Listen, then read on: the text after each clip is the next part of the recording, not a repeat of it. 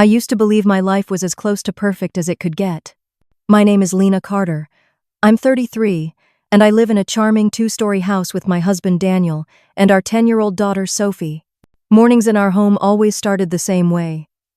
The smell of fresh coffee drifting from the kitchen, Sophie's giggles as she searched for her mismatched socks, and Daniel's deep, warm voice humming along to the radio while he packed his lunch. There was a rhythm to it, a sense of safety and belonging that I'd clung to for years. Even though my childhood had been shadowed by my mother Marilyn's constant criticisms, I thought I had finally built a home where love outweighed judgment. I felt lucky, blessed. Even that my husband and my mother got along so well. It felt like a second chance at the family I'd never really had. Before we continue, please subscribe to the channel and let us know where you're listening in the comments. Daniel wasn't just a good husband in my eyes, he was respected by almost everyone in our small town. As the owner of a home repair and renovation company, he had this rare combination of skill and charm that made people trust him instantly. I'd watch him greet neighbors with a firm handshake, offer advice to customers without making them feel pressured, and still come home with a smile that made me feel like I was the most important person in his world. I couldn't help but admire the way he seemed to carry the weight of our little family so effortlessly. My role was smaller, quieter. I worked part-time at the local library, a place that felt more like a sanctuary than a job.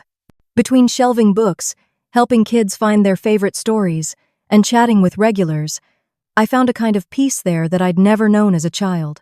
It was a different world from the one I grew up in, where Marilyn's sharp tongue could cut through any joy I tried to find. And yet, despite those old scars, I truly believed I had something solid now. My mother had a way of turning every conversation into a critique, but around Daniel, she seemed softer, almost approving. Sometimes I'd watch the two of them talking at family dinners and feel a strange, almost foreign sense of gratitude. I thought I'd somehow managed to bridge the gap between my past and my present, building a family where everyone could get along. Sophie adored her father and loved visiting Grandma Marilyn, and I couldn't imagine anything that could threaten that harmony. I was certain that, after all the lonely years, I had finally found my safe place. Little did I know, the comfort I held so dear was nothing more than a fragile illusion, one that would soon shatter in ways I could never have imagined. It started with an offhand comment at work. One of those moments you think you can shrug off, but it lingers in the back of your mind, scratching at your peace until it draws blood. I was shelving returns in the biography section when my coworker, Andrea, came around the corner with that conspiratorial look people get when they've got a juicy piece of gossip. "Lena," she said, lowering her voice like we were in a spy movie. "I think I saw Daniel the other day. He was at Marlowe's Cafe. With your mom." I laughed at first, more out of reflex than genuine amusement. "Well, they get along," I replied, but Andrea tilted her head, studying my face. "Sure, but I don't know. They seemed really cozy, like leaning in close, talking quietly, smiling in that, I don't know, intimate way." She quickly added, "I'm probably overthinking it, but it just struck me as different." I told her not to worry, that Daniel might have been helping Marilyn with something and they grabbed lunch. Out loud, I made it sound like it was no big deal. Inside, though, her words planted a seed I couldn't quite rip out. The first few days after that conversation, I tried to dismiss it. Daniel was my husband, my rock.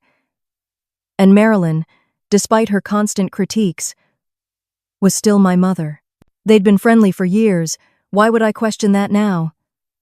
But once you notice a crack, you start to see all the hairline fractures around it.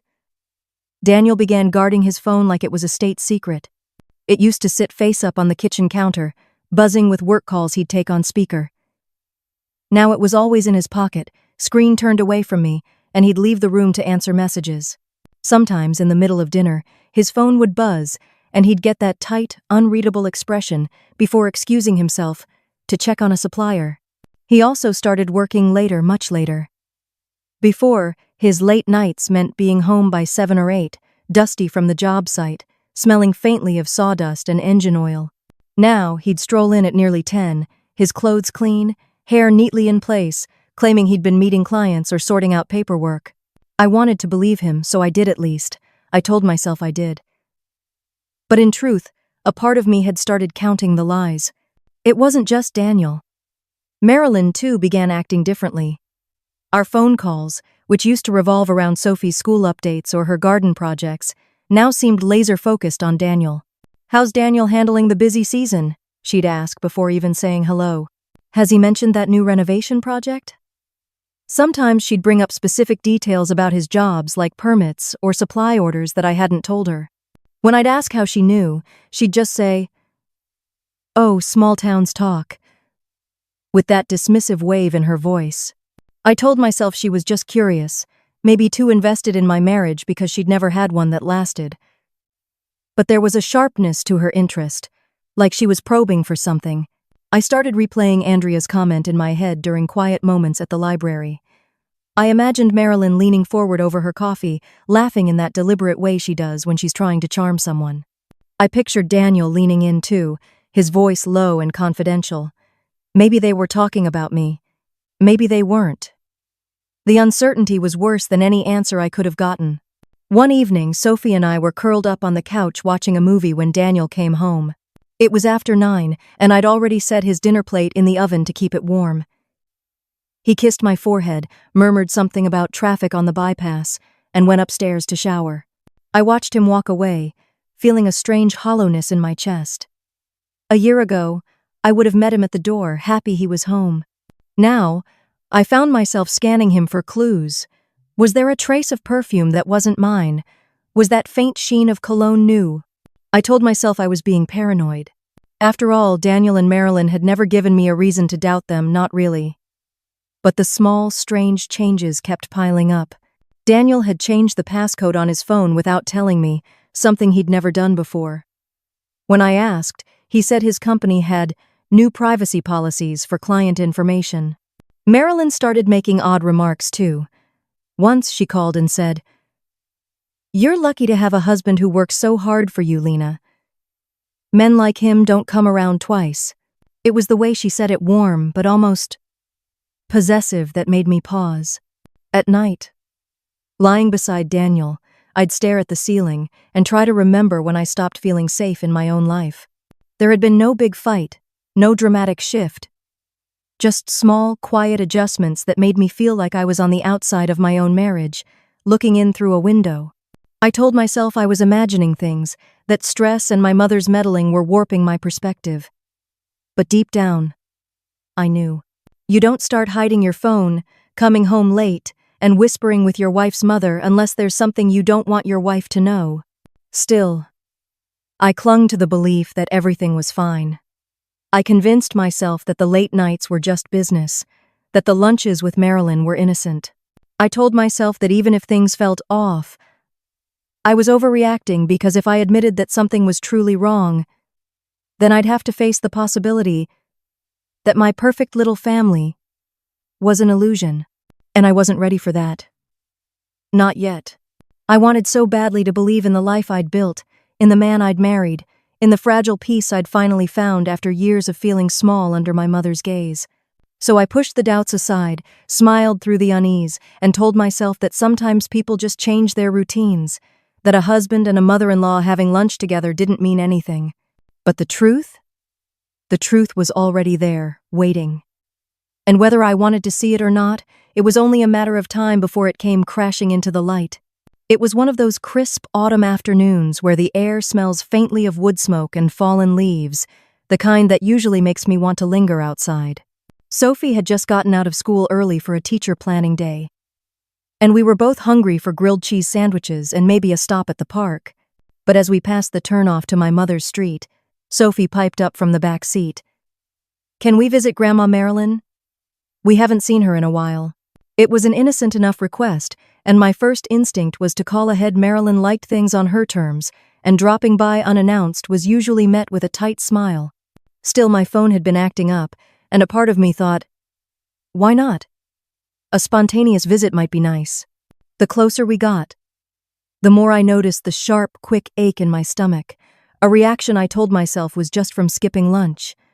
But when we turned the corner onto her street, that ache turned to ice. Parked neatly in my mother's driveway, right behind her powder blue sedan, was Daniel's dark gray pickup truck.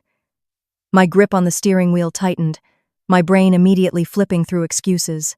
Maybe he was helping her with something around the house. He was handy after all. Maybe the sink was leaking, or she'd called him about a creaky step. Still, the sight of his truck there, in the middle of the day when he was supposed to be at a job site, sent a shiver up my spine. I pulled over across the street, and Sophie looked up from the book she'd been reading. "Isn't that Dad's truck?" she asked, curiosity in her eyes. "Yeah," I said, my voice just a little too bright. "Let's just see what's going on." I could have gone straight to the front door, knocked, and asked my questions. But something deep in my gut told me not to announce myself. Some instinct, primal, cold, urged me to be quiet, to observe before I acted. "Come on," I whispered to Sophie, opening my door. She followed without question, thinking maybe we were surprising Grandma. We walked along the sidewalk, cut through the side yard, and made our way to the back of the house. I knew this property as well as my own. I'd grown up here after all. The kitchen window, a wide pane just above the sink, overlooked the backyard and had always been a sort of unguarded portal into the house. As kids, my friends and I used it to spy on my mom when she was cooking. I never imagined I'd use it like this. We stopped just beneath it, the crunch of dry leaves underfoot sounding far too loud in the stillness. Sophie clung to my hand, more from habit than fear, but when I heard the voices inside, her grip tightened until it almost hurt. "She's so weak, Marilyn. Always crying. Always needy." Daniel's voice came through the thin glass, sharp and unfiltered. "She can't fight back. She never has." My knees nearly gave out. The man who had held me through sickness, who had kissed my forehead every morning, was talking about me like I was an obstacle to be cleared. Then Marilyn's voice, dripping with satisfaction, cut in. "I told you not to marry her. I told you she wasn't strong enough for a man like you. She's just like her father, too soft, too trusting. Take what you can and be done with it." I swallowed hard, my mind screaming, "No, no, no." My pulse pounded so loud I barely heard Daniel's reply. "We've already used most of the insurance money from her dad's death. That kept me around for a while. But now? There's not much left. I'm done playing the caring husband to someone so pathetic. Insurance money. My father's death. The lump sum I had believed we were saving for Sophie's college, for our family's safety. My hands began to shake, and I had to grip the windowsill to steady myself. The cold air stung my face, but the real sting was knowing that the man I trusted most had been calculating my worth in dollars. Marilyn's voice again, low and eager. "So what's next?" "I'm going to leave her. Take the rest of what she has, the house, the accounts, and I'm getting Sophie. She won't even fight me, she'll just cry and sign whatever I put in front of her." Sophie shifted beside me, sensing my tension, though she couldn't possibly understand the words. I pressed my finger to my lips to keep her quiet, my throat too tight to speak. "Good," Marilyn said, like she was pleased with the efficiency of the plan. "You'll both be better off without her dragging you down. She's been a disappointment since the day she was born. At least her father had the decency to die and leave her some money." That sentence hit me harder than anything else. My father had been the one person in my childhood who made me feel loved, who taught me kindness. To hear my mother twist his memory into something ugly broke something inside me. I felt Sophie's small fingers squeeze mine again, this time with worry. "Mom?" she whispered. I forced my face into something neutral before looking down at her. "We're going home, sweetheart," I said softly. "What about Dad? Shouldn't we say hi? He's busy helping Grandma with something." I lied, my voice calm, even though my insides felt like they were collapsing. "We'll see him later." "Oh." We slipped away from the window, retracing our steps through the side yard, my mind buzzing with equal parts rage and disbelief. Back in the car, I buckled Sophie in, my movements mechanical. As I pulled away from the curb, she chatted about her friend's birthday party next weekend, her voice light and oblivious. I nodded and murmured responses, keeping my eyes on the road. The image of Daniel's truck in Marilyn's driveway burned into my mind. Every detail of what I'd heard played on a loop in my head, the way Daniel had dismissed me as weak, the way Marilyn had encouraged him, the mention of my father's insurance money like it was theirs by right. And Sophie. They wanted Sophie. Not out of love, but because she was another piece of leverage, another asset to claim. By the time we pulled into our driveway, I had pushed the tears down. So far they felt like stones lodged in my chest. I couldn't let Sophie see me break. I couldn't give Daniel or Marilyn the satisfaction of thinking they'd crushed me. Not yet. Inside, I made Sophie a snack, asked about her homework, kept my voice steady. But as soon as she was upstairs in her room, I leaned against the kitchen counter and let the silence close in. The house felt different now, like the walls themselves knew the truth. The woman I'd been an hour ago believed in her marriage, believed in her mother's approval, believed that love, however imperfect, could be trusted. The woman standing there now knew better. And beneath the heartbreak, beneath the betrayal, something else stirred. It wasn't forgiveness. It wasn't acceptance. It was the first spark of something colder, harder. They thought I was weak. They thought I would just cry, sign the papers, and fade away. But they didn't know me, not really. I didn't know me either. Until now. That day, in the golden light of an autumn afternoon, I realized I had two choices: fall apart or fight back. And for the first time in my life, I knew exactly which one I was going to choose. That night, after Sophie was tucked into bed and the quiet settled over the house like a heavy blanket, I stood in the kitchen staring at the dim reflection of myself in the window above the sink. The image looking back at me seemed older than 33, worn, pale, and still stunned from what I had heard at my mother's kitchen window. My hands were trembling, but not from fear anymore. No, this was something different. A cold, electric current was running through me, tightening every muscle. I wasn't going to cry myself to sleep, waiting for Daniel to come home so he could look me in the eye and lie again. I wasn't going to pretend I didn't know. If they thought I was too weak to fight, they were about to learn how wrong they were. I waited until the house was completely still, the rhythmic creak of Sophie's ceiling fan the only sound. Then I padded down the hall to the small home office Daniel rarely let me touch. He always handled the money stuff, telling me it was easier for him to keep track of everything. I'd gone along with it for years, convincing myself it was one less thing to worry about. But tonight, it felt like walking into a vault full of answers. The desk drawers were locked, which might have deterred the old version of me, the one who apologized for taking up space. But I'd grown up in Marilyn's house, where locked drawers only taught you how to pick them. I retrieved a thin metal nail file from my manicure kit, and within seconds, the lock clicked open. Inside were neat stacks of manila folders, the kind you'd expect from a man who liked to look organized. I spread them out across the desk under the yellow glow of the desk lamp. Bank statements, tax returns, invoices from his construction jobs, receipts for home expenses. It all looked ordinary at first, but as I started flipping through the most recent bank statements, my pulse quickened.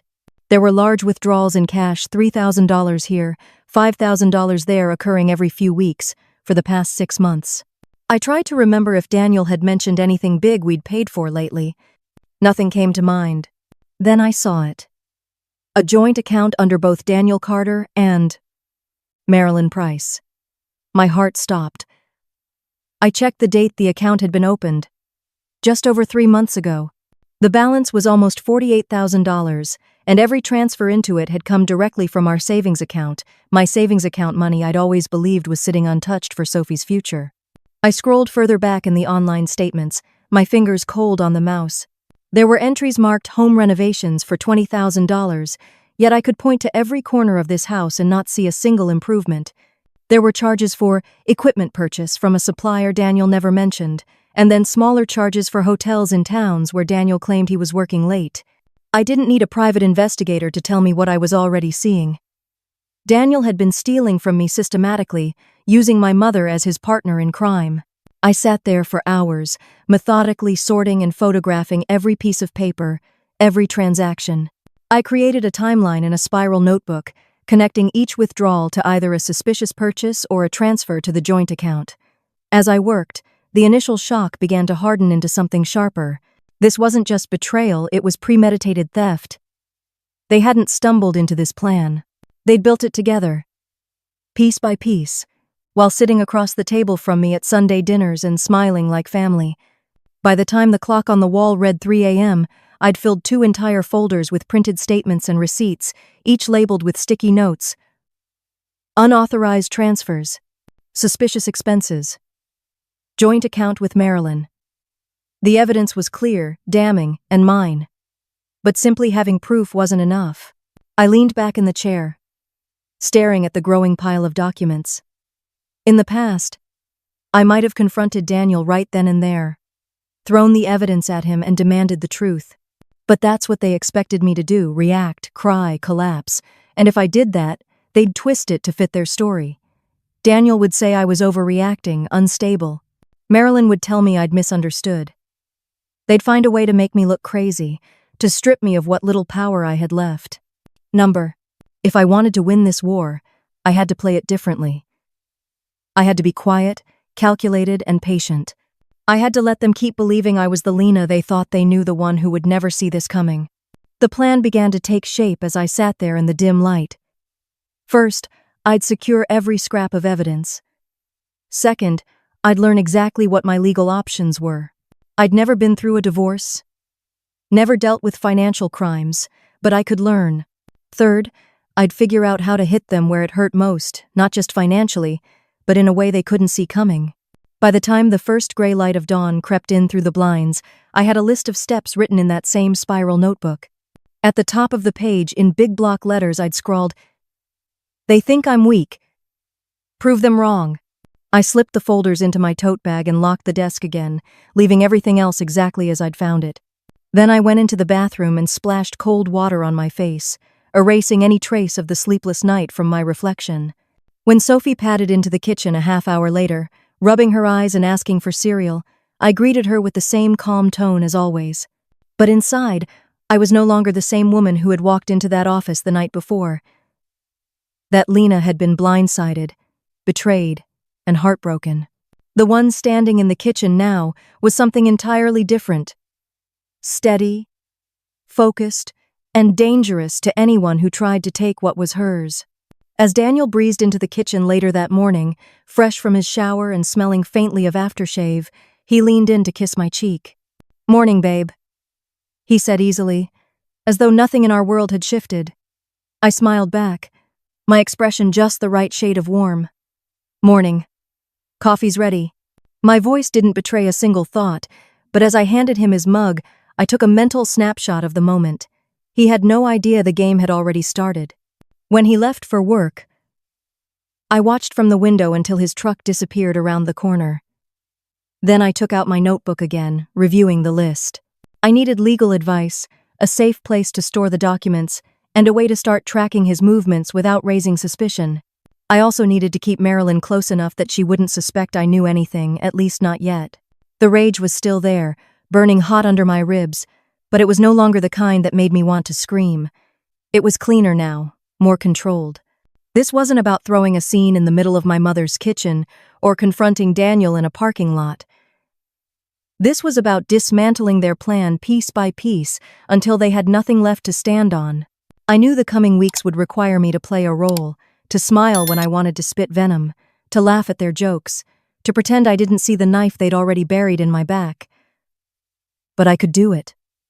For Sophie. For myself. For the life they thought they could erase. With a forged signature. And a custody petition.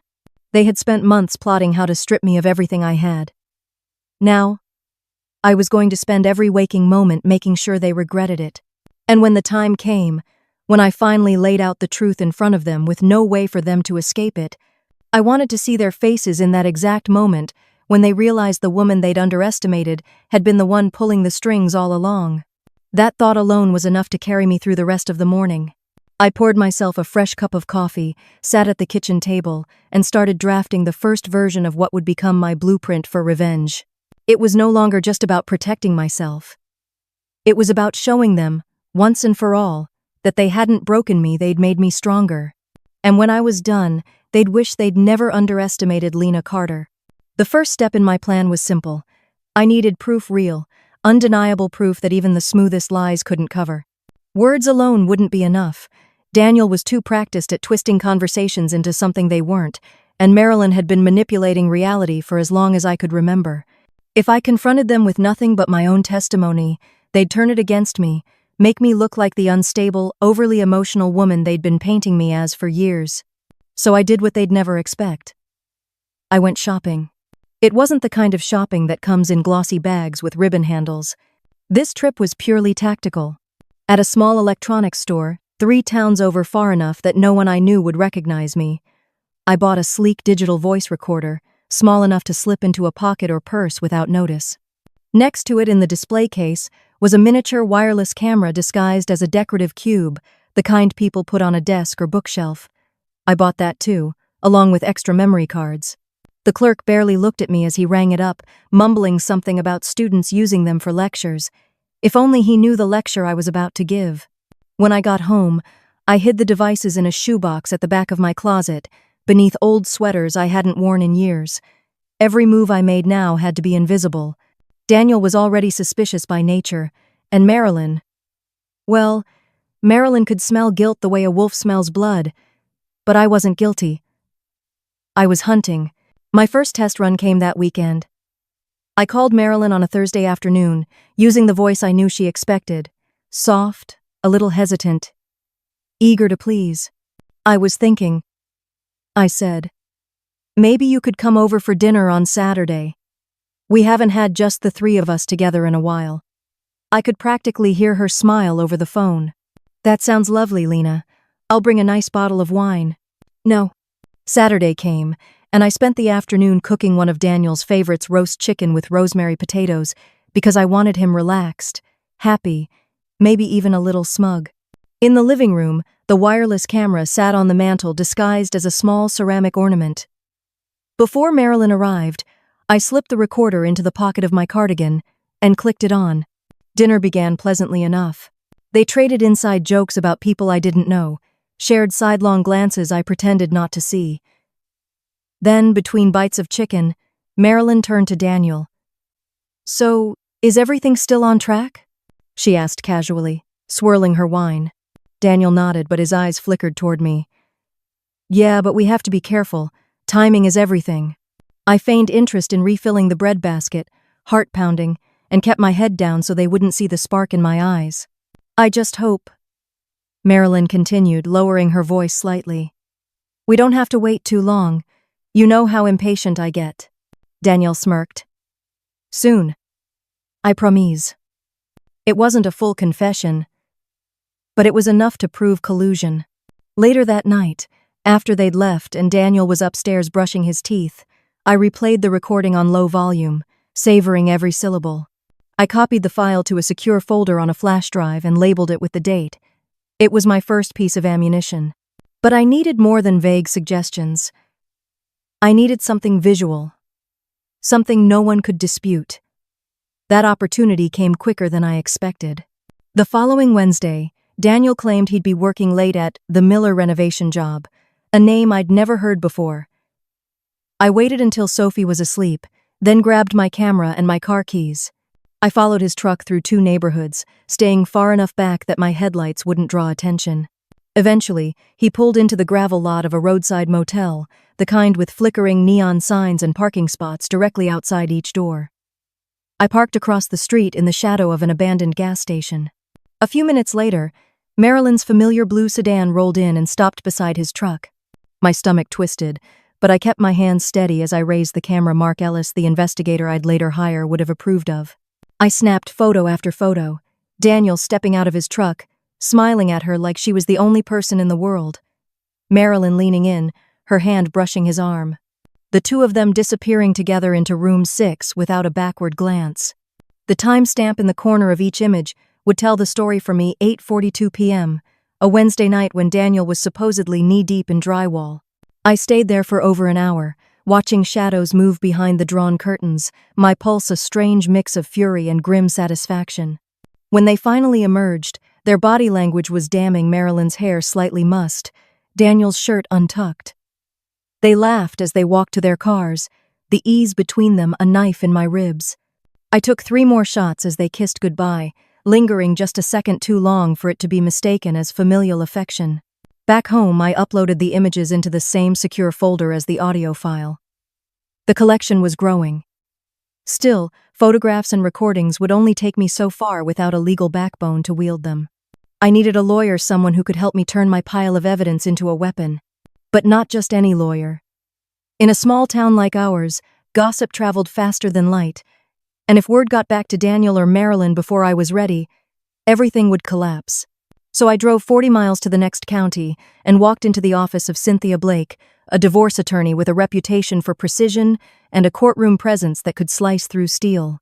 I laid out the bare bones of my situation: suspected financial fraud, an affair between my husband and my mother, potential custody concerns for my daughter. Cynthia listened without interrupting, her eyes sharp, fingers steepled under her chin.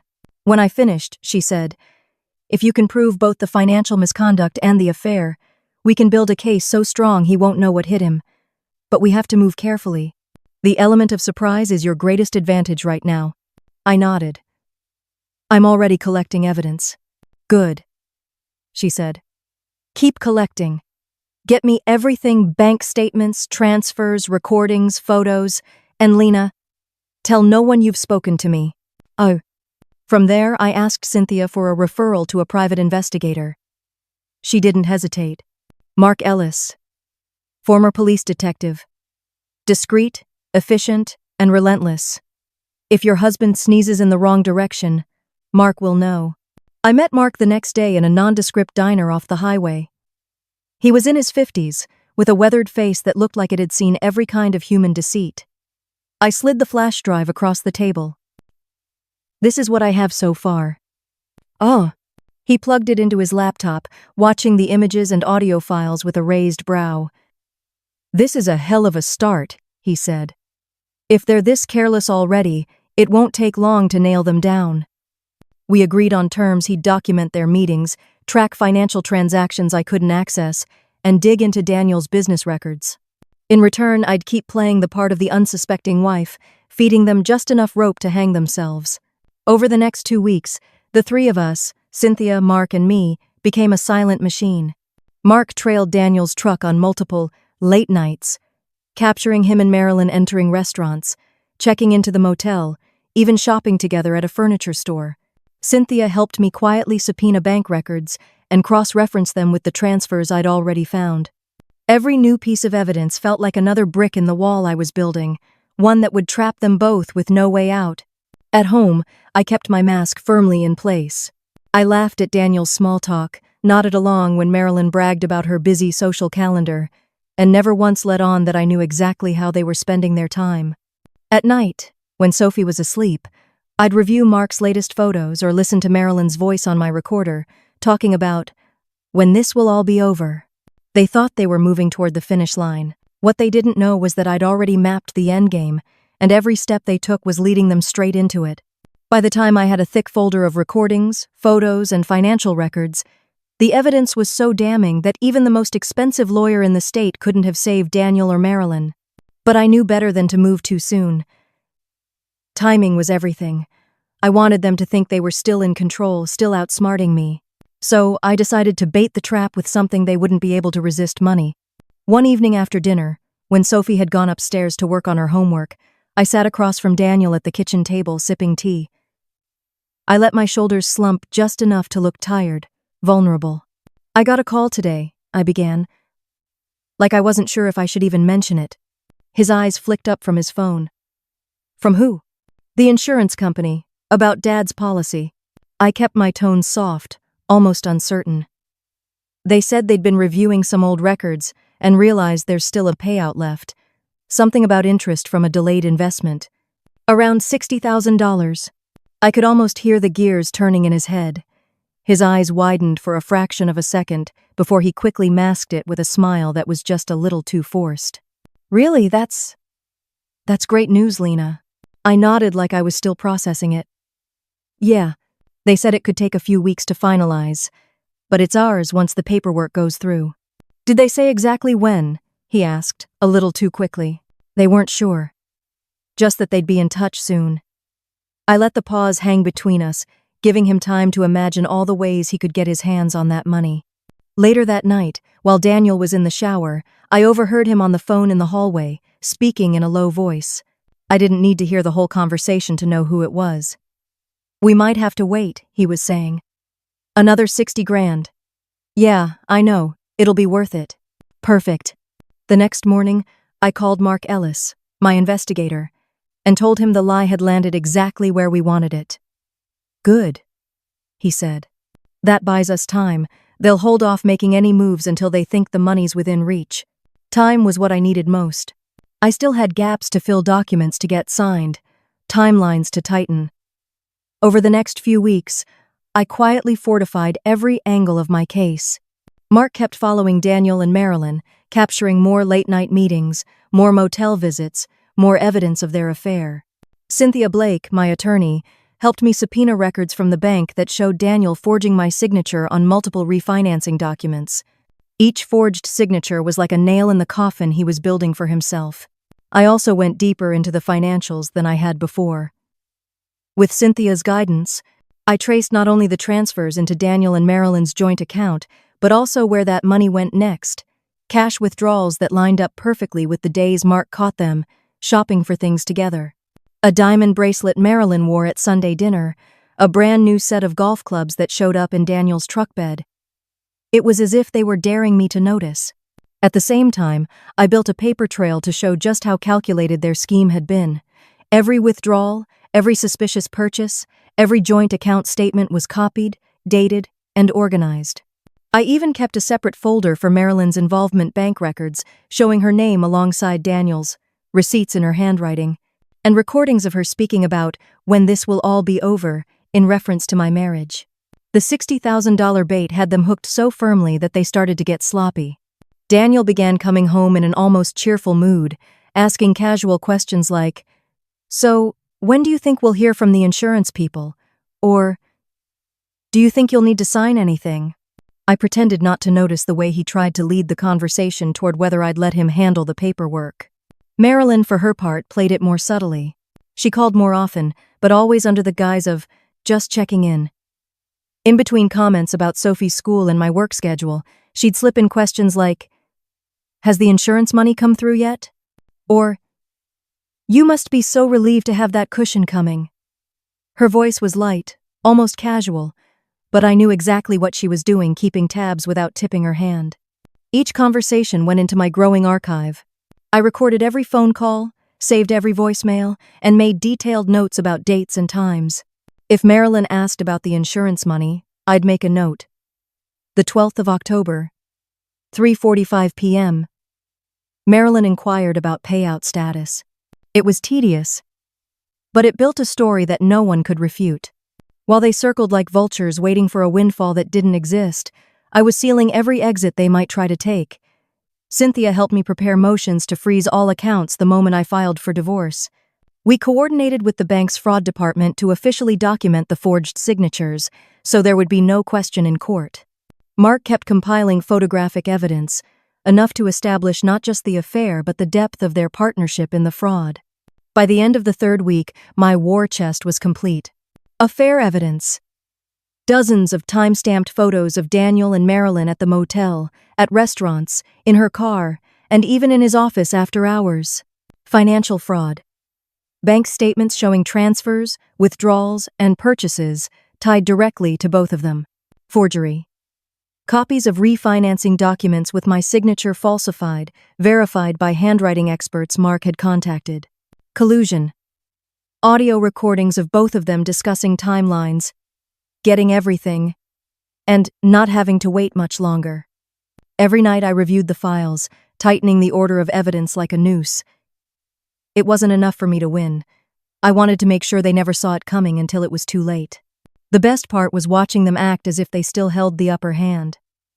Daniel even started dropping hints about future plans he wanted to talk about after the insurance money arrived. "We could finally take that trip," he'd say with a smirk. "Or maybe make some upgrades around here." Upgrades. On a house he'd already tried to steal out from under me. Marilyn's confidence grew too. At a Sunday dinner, she leaned back in her chair, swirling a glass of wine, and said, "You must be counting down the days until that check arrives.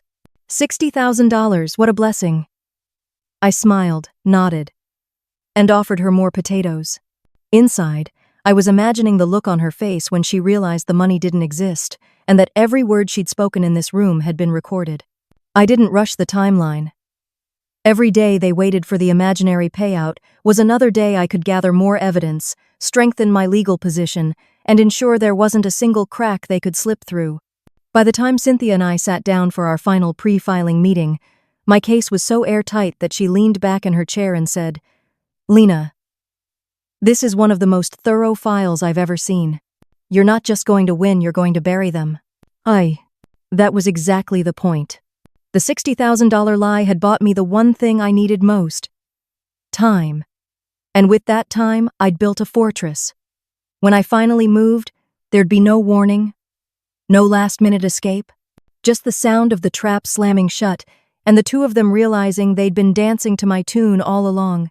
The morning I decided to end it, the air felt different, sharp, almost electric, as if the whole world was bracing for what was about to happen. The file on my desk was thick enough to snap a briefcase handle, each page a carefully arranged weapon. Bank statements, forged documents, time-stamped photos, audio recordings, investigator reports. 3 months of calculated patience had brought me to this moment, and now the war I'd been quietly fighting in the shadows was about to spill into the open. At exactly 9 a.m., I sat in Cynthia Blake's office, pen in hand, signing the divorce petition. The words "irreconcilable differences" on the first page looked almost comically mild compared to what the rest of the evidence proved. Cynthia slid the papers into a manila envelope, her eyes meeting mine. "Once we file this with the court, the freeze on all joint accounts will go into effect immediately," she said. "He won't be able to touch a dime." I nodded. "Good. I don't want him or her getting another cent." The second envelope was thicker, a formal complaint to the police detailing financial fraud, forgery, and conspiracy. Attached were copies of the most incriminating documents and photographs, along with a written statement I'd labored over for days. I'd kept it factual, unemotional. My job wasn't to convince them how much this hurt, it was to make it impossible for them to deny the crimes. By 10:15 a.m., both envelopes were in the right hands, the clerk at the county courthouse for the divorce filing, and Detective Harris at the Riverside Police Department for the criminal complaint. Harris was a tall, even-tempered man with the kind of calm presence that made you want to tell him everything. He flipped through the packet, whistling under his breath when he saw the bank records. "This is thorough," he said, glancing up at me. "If half of what's in here checks out, and from the looks of it, we're looking at multiple felony charges." "That's the idea," I replied, my voice steady. He gave me a long, assessing look. "We'll move quickly. You should be out of the house when we serve them." That was already part of the plan. At 11:30, I picked Sophie up from school under the pretense of an early dentist appointment. She hopped into the passenger seat, her backpack thumping against the door. "No cavities, right?" she teased. "None," I said with a smile, though my chest was tight. "We're going to take a little trip for a few days, just you and me." She grinned, oblivious to the storm about to hit. By noon, we were checked into a modest but clean hotel in the next town over. The curtains were drawn, and the hum of the air conditioner filled the silence while I kept my phone within arm's reach. I'd given Detective Harris the go-ahead. Daniel and Marilyn would be served with the divorce papers and the police warrants at the same time. It would be clean, coordinated, and impossible for either of them to spin their way out of. At 2:07 p.m., my phone buzzed. It was Harris. "We're at the house now. Just wanted you to know everything's in motion." My pulse quickened. "Both of them are there?" "Both," he confirmed. "We'll update you when it's done."